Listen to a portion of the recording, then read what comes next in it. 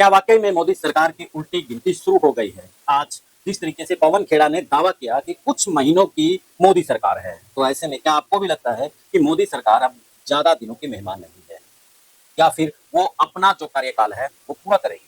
क्या कहेंगे, कमेंट करके बताइए। अब हम चलते हैं विश्लेषण की तरफ। अब जिस तरीके से 2024 की सरकार बनी है दो बैसाखियों पे, वैसे तो कई बैसाखियां हैं।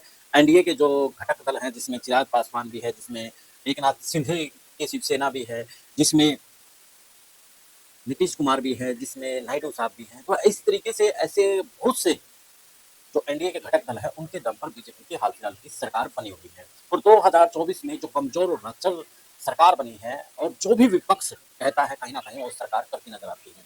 अब जिस तरीके से जीएसटी का है, या फिर इससे पहले और भी ऐसे जो विपक्ष नेता ने कहा था, वो करना सरकार का एक प्रकार से ये मानिए कि करना ही पड़ा हमें।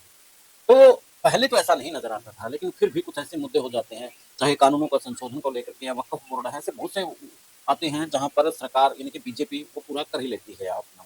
तो अब जिस तरीके से पवन खेड़ा ने कहा है कि अब उल्टी गिनती शुरू हो चुकी है, तो बीजेपी की जिस तरीके से जो ब्रांड है जो महामानव है, वो कुछ दिनों से बड़े इनके चेहरा मुरझाया हुआ नजर आ रहा था। तो ठीक है, वो विदेश में जाकर के थोड़े से खुश नजर आए, लेकिन भारत में आप देखिए 2024 के बाद पहली बार वो यानी कि नर्वस से नजर आ रहे हैं पिछले कुछ दिनों से।